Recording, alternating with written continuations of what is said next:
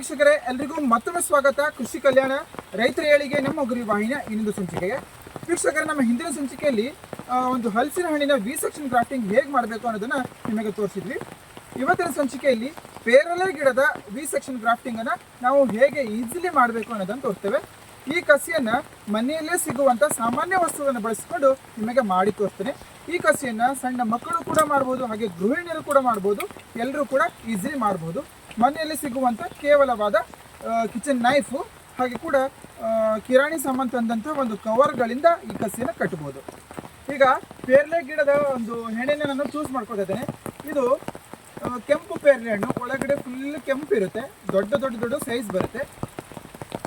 ಇವಿನ್ನು ಪೇರಲೆ ಹಣ್ಣು ಚಿಕ್ಕದಿದೆ, ದೊಡ್ಡದಾದ್ರೆ ತುಂಬ ದೊಡ್ಡ ಸೈಜ್ ಬರುತ್ತೆ. ಇದರ ಒಂದು ಹೆಣೆಯನ್ನು ನಾನು ಚೂಸ್ ಮಾಡ್ಕೊತಾ ಇದ್ದೇನೆ. ನೋಡಿ, ಇಂಥ ಒಂದು ಹೆಣೆಯನ್ನು ನಾನು ತಗೋತಾ ಇದ್ದೇನೆ. ರಫ್ಲಿ ಹೀಗೆ ಕಟ್ ಮಾಡ್ಕೊತಾ ಇದ್ದೇನೆ. ಇವಾಗ ಆಚೆಗೆ ಹೋಗಿ ನಿಮಗೆ ತೋರಿಸ್ತೇನೆ ಯಾವ ರೀತಿಯಾಗಿ ಕಸಿ ಕಟ್ಟಬೇಕು ಅನ್ನೋದನ್ನು. ಬನ್ನಿ ವೀಕ್ಷಕರೇ, ಇದು ನಾವು ಅಂಗಡಿಯಿಂದ ಕಿರಾಣಿ ಸಾಮಾನು ತಂದಂಥ ಒಂದು ಕವರು. ಹಾಗೆ ಕೂಡ ಇದರ ಮೇಲ್ಭಾಗದಲ್ಲಿ ಸ್ವಲ್ಪ ಸ್ಟ್ರಿಪ್ಪನ್ನು ನಾನು ಕಟ್ ಮಾಡ್ಕೊಂಡಿದ್ದೆ. ಇದು ಸ್ಟ್ರಿಪ್ಗಳು, ಈ ಕವರ್ಗಳು ಮಾರ್ಕೆಟಲ್ಲಿ ಸಿಗುತ್ತೆ, ಆದರೆ ಮನೆಯಲ್ಲೇ ಇರುವಂಥ ವಸ್ತುಗಳನ್ನು ಬಳಸಿಕೊಂಡು ನಾನು ಇವತ್ತು ಮಾಡ್ತಾ ಇದ್ದೇನೆ. ಇದು ನಾನಿವಾಗ ತಂದಂಥ ಒಂದು ಹೆಣೆ, ಇದು ಕವರಲ್ಲಿ ಬೆಳೆದಂಥ ಒಂದು ಗಿಡ. ಇದು ಕಾಡು ಪೇರಲೆ ಹಣ್ಣಿನ ಗಿಡ. ನಾವು ಕಸಿ ಮಾಡುವ ಒಂದು ಮೇನ್ ಉದ್ದೇಶ ಏನಪ್ಪ ಅಂತ ಹೇಳಿದರೆ, ಕಾಡು ಗಿಡಕ್ಕೆ ಆಯಸ್ಸು ಜಾಸ್ತಿ, ತುಂಬ ವರ್ಷ ಬದುಕುತ್ತೆ. ಫಾರಮ್ ಗಿಡಗಳಿಗೆ ಆಯಸ್ಸು ಕಡಿಮೆ.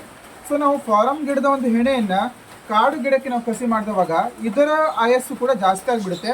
ಹಾಗೆ ಕೂಡ ನಾವು ಬೀಜ ಹಾಕಿ ಬೆಳೆದಿರುವಂಥ ಒಂದು ಗಿಡ ದೊಡ್ಡದಾಗಿ ಬೆಳೆದು ನಂತರ ಅದಕ್ಕೆ ಹೂವು ಬಿಟ್ಟು ಹಣ್ಣು ಬಿಡಲಿಕ್ಕೆ ತುಂಬ ಒಂದು 7-8 ವರ್ಷ ಅಂತೂ ಬೇಕೇ ಬೇಕು. ಸೊ ಹಾಗಾಗಿ ಹಣ್ಣು ಬಿಡ್ತಾ ಇರುವಂಥ ಫಾರಮ್ ಗಿಡವನ್ನು ಇದಕ್ಕೆ ನಾವು ಕಸಿ ಮಾಡೋದ್ರಿಂದ ನೆಕ್ಸ್ಟ್ ಇಯರಿಗೆ ಇದಕ್ಕೆ ಫಲ ಫಲ ಬಿಡುತ್ತೆ. ಇವಾಗ ಬನ್ನಿ ಕಸಿ ಮಾಡಿ ತೋರಿಸ್ತೇನೆ. ಫಸ್ಟಿಗೆ ನಾವು ಈ ಗಿಡದ ಎಲ್ಲ ಎಲೆಗಳನ್ನು ತೆಕ್ಕೊಳ್ತಾ ಇದ್ದೇವೆ. ನೋಡಿ, ನಾವು ಕಸಿ ಕಟ್ಟಿದ ನಂತರನೂ ಕೂಡ ಕಸಿ ಮಾಡಿದಂಥ ಭಾಗದಿಂದ ಅದ್ರ ಕೆಳಗೆ ಯಾವುದೇ ಒಂದು ಎಲೆ ಅಥವಾ ಯಾವುದೇ ಒಂದು ಚಿಗುರು ಬಂದರೂ ನಾವು ಅದನ್ನು ಕಿತ್ತಿ ತೆಕ್ಕೊಳ್ಬೇಕಾಗುತ್ತೆ.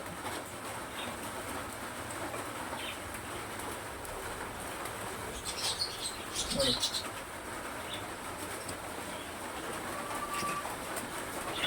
ಇದ್ರ ಎಲೆ ನಾನು ತಗೊಂಡಿದ್ದೇನೆ. ಇವಾಗ ಈ ಹೆಣೆಯ ಒಂದು ಕರೆಕ್ಟ್ ಭಾಗವನ್ನು ನಾನು ಆರಿಸ್ಕೊಳ್ತೇನೆ.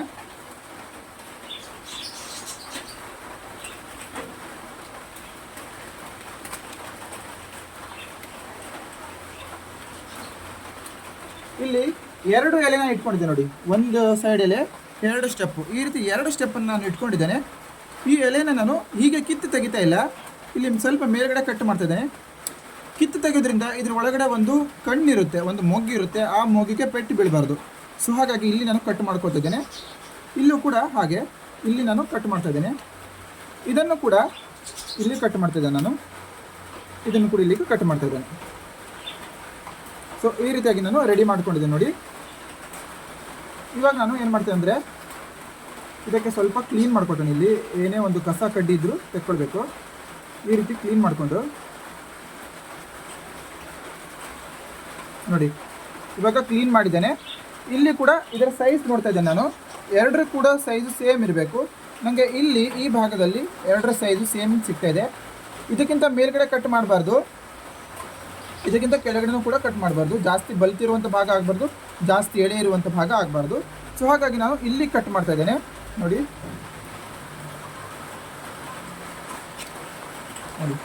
ಒಂದೇ ಅಟೆಂಪ್ಟಿಗೆ ಕಟ್ ಮಾಡಿದ್ದೇನೆ.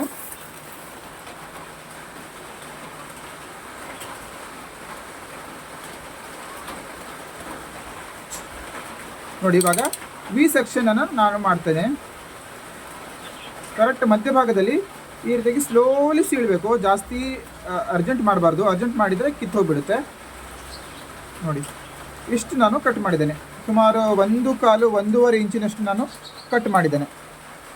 ಇವಾಗ ನೋಡಿ, ಈ ಒಂದು ಪಾರ್ಟನ್ನು ನಾನು ಯಾವ ರೀತಿಯಾಗಿ ರೆಡಿ ಮಾಡ್ಕೊಳ್ತೇನೆ. ನೋಡಿ, ಕಾಲು ಮೇಲಿಟ್ಟು ನಾನು ಮಾಡ್ಕೊಳ್ತೇನೆ. ಹಾಗೆ ಹೀಗೆ ಕೂಡ ಒಂದು ಬೆರಳು ಸಪೋರ್ಟ್ ಕೊಟ್ಟು ಕೂಡ ನೀವು ಮಾಡ್ಬೋದು. ನೋಡಿ, ಈ ರೀತಿಯಾಗಿ ಎಷ್ಟು ಉದ್ದ ಸೀಳ್ಕೊಂಡಿದ್ದೇವೆ ಅಷ್ಟು ಉದ್ದಕ್ಕೆ ನಾವು ಕಟ್ ಮಾಡ್ತಾ ಇದ್ದೇವೆ. ನೋಡಿ,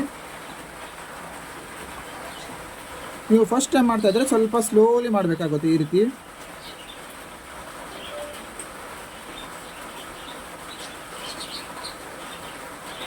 ಒಂದು ಸೈಡ್ ಆಯಿತು. ಇವಾಗ ನೆಕ್ಸ್ಟ್ ಸೈಡ್ ಮಾಡ್ತೇನೆ. ನೆಕ್ಸ್ಟ್ ಸೈಡ್ ಮಾಡುವಾಗ ಡೈರೆಕ್ಟ್ ಇದಕ್ಕೆ ಇಲ್ಲಿ ಕೈ ತಾಗಿಸ್ಬಾರ್ದು. ಇದು ಒಂಥರ ಸರ್ಜರಿ ಇದ್ದ ಹಾಗೆ. ಸೊ ಹಾಗಾಗಿ ಕ್ಲೀನ್ಲಿನೆಸ್ಸು ಮೇನ್ ಇಂಪಾರ್ಟೆಂಟು. ನೋಡಿ, ನಾನು ಇಲ್ಲಿ ಒಂದು ಸಪೋರ್ಟಿಗೆ ಒಂದು ಕವರ್ನ ಇಡ್ತಾ ಇದ್ದೇನೆ, ಮಣ್ಣು ತಾಗಬಾರ್ದು ಅಂತ ಹೇಳಿ.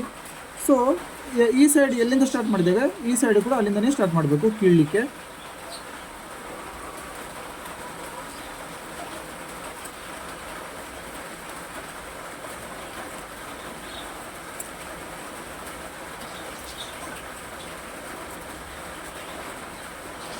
ನೋಡಿ, ಇವಾಗ ಕಿತ್ತೆ ಆಯಿತು.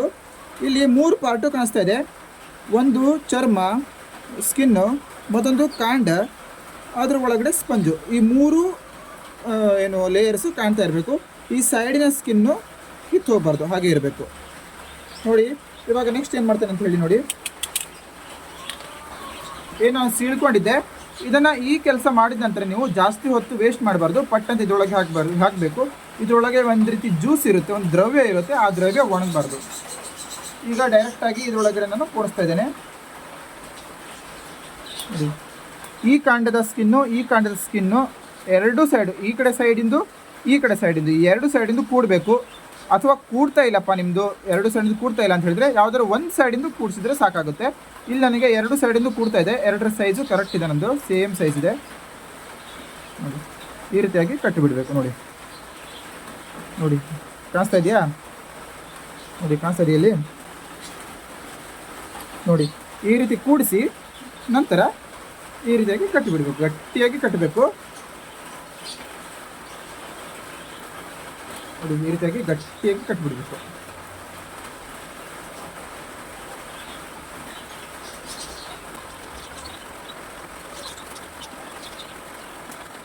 ಜನ ಕಸಿ ಕಟ್ಟುವಾಗ ಒಂದು ಫೇಲ್ ಮಾಡ್ತಾರೆ. ಏನಪ್ಪ ಅಂತ ಹೇಳಿದ್ರೆ, ಫಸ್ಟಿಗೆ ಈ 2 ಕಡ್ಡಿಗಳನ್ನು ಕೂಡಿಸುವಾಗ ಸರಿ ಕೂಡಿಸ್ತಾರೆ. ಇವಾಗ ಈ ಗಂಟನ್ನು ಸುತ್ತುವಾಗ ಸ್ವಲ್ಪ ಅಲ್ಲಾಡಿಸ್ಕೊಂಡು ಗಡಿಬಿಡಿ ಮಾಡಿಕೊಂಡು ಲೂಸ್ ಆಗಿಬಿಡುತ್ತೆ, ಅದು ತಪ್ಪು ಹೋಗಿಬಿಡುತ್ತೆ. 2 ಸ್ಕಿನ್ ತಪ್ಪು ಹೋಗಿಬಿಡುತ್ತೆ. ಆವಾಗ ಕಸಿ ಫೇಲ್ ಆಗಿಬಿಡುತ್ತೆ. ಫಸ್ಟ್ ಮಾಡುವಾಗ ಹಾಗೆ ಆಗುತ್ತೆ, 100% ಹಾಗೆ ಆಗುತ್ತೆ. ಸೊ ಒಂದೆರಡು ಸಲ ನೀವು ಪ್ರಾಕ್ಟೀಸ್ ಮಾಡಿದ ನಂತರ ಎಲ್ಲ ಸರಿ ಆಗಿಬಿಡುತ್ತೆ.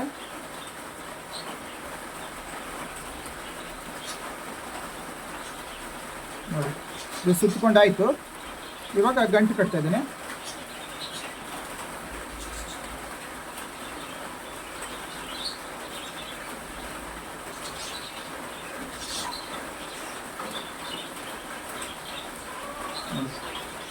ನನ್ನ ಕಸಿ ಸಕ್ಸಸ್ ಆಯಿತು.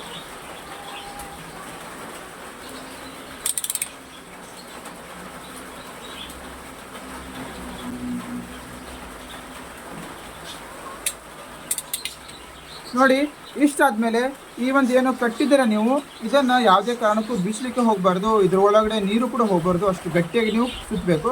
45 ದಿನಗಳವರೆಗೆ ಇದನ್ನು ನೀವು ಕಟ್ ಮಾಡಬಾರ್ದು, ಹಾಗೆ ಇಟ್ಕೋಬೇಕು. ನೀವು ಇದನ್ನು ಬಿಚ್ಚಬಾರ್ದು. ಇವಾಗ ಈ ಏನು ಕವರ್ ಇದೆ, ಈ ಕವರ್ನ ಇದ್ರ ಮೇಲೆ ಹೀಗೆ ಮುಚ್ಚಿಬಿಡಬೇಕು. ಇದು ಯಾಕಪ್ಪ ಮುಚ್ಚೋದು ಅಂತ ಹೇಳಿದರೆ, ಅದರೊಳಗಡೆ ತೇವಾಂಶ ಅಂದರೆ ಮಾಯಿಶ್ಚರು ಇರಬೇಕು. ಈ ಕವರನ್ನು ಕಟ್ಟಿಲ್ಲ ಅಂದರೆ ತೇವಾಂಶನೂ ಇರೋದಿಲ್ಲ, ಮಾಯಿಶ್ಚರ್ ಇರೋದಿಲ್ಲ. ಅದು ಫುಲ್ಲು ಒಣಗಿ ನಮ್ಮ ಏನು ಮೇಲಿನ ಒಂದು ಟೊಂಗೆ ಇದೆ ಅದು ಒಣಗೋಗ್ಬಿಡುತ್ತೆ. ನಮ್ಮ ಕಸಿ ಸಕ್ಸಸ್ ಆಗೋದಿಲ್ಲ. ಈ ರೀತಿಯಾಗಿ ನಾವು ಕಟ್ಟಿಬಿಡಬೇಕು. ಇದನ್ನು ಹೇಗೆ ನಾವು ಇಡಬೇಕಪ್ಪ ಅಂತ ಹೇಳಿದರೆ, ನೆರಳಿರುವಂಥ ಭಾಗದಲ್ಲಿ ಇಡಬೇಕು. ಡೈರೆಕ್ಟ್ ಮಳೆ ಬೀಳಬಾರ್ದು ಅಂತ ಜಾಗದಲ್ಲಿ ಇಡಬೇಕು. ಪಾಲಿ ಹೌಸ್ ಅಥವಾ ಗ್ರೀನ್ ಶೇಡ್ ನೆಟ್ ಇರುತ್ತಲ್ಲ, ಅದ್ರ ಒಳಗಡೆ ನೀವು ಹಾಕಿಟ್ರು ಕೂಡ ಆಗುತ್ತೆ ವೀಕ್ಷಕರೇ. ನೋಡಿದ್ರೆ ವೀಕ್ಷಕರೇ, ಮನೆಯಲ್ಲಿರುವಂಥ ಸಣ್ಣ ಸಣ್ಣ ವಸ್ತುಗಳನ್ನು ಬಳಸ್ಕೊಂಡು ಯಾವ ರೀತಿಯಾಗಿ ಈಸಿಲಿ ಕಸಿಯನ್ನು ಕಟ್ಬೋದು ಅಂತ ನೀವು ನೋಡಿದ್ದೀರಾ ವೀಕ್ಷಕರೇ. ಹಾಗಾದರೆ ಈ ಸಂಚಿಕೆ ನಿಮಗೆ ಹೇಗೆ ಅನಿಸ್ತು ನಮಗೆ ಕಮೆಂಟ್ ಮಾಡಿ ತಿಳಿಸಿ. ಒಂದು ವೇಳೆ ಇವತ್ತಿನ ಸಂಚಿಕೆ ನಿಮಗೆ ಇಷ್ಟ ಆದರೆ ನಿಮ್ಮ ಫ್ರೆಂಡ್ಸ್ ಜೊತೆ ಫ್ಯಾಮಿಲಿ ಜೊತೆ ಶೇರ್ ಮಾಡಿ ವೀಕ್ಷಕರೇ.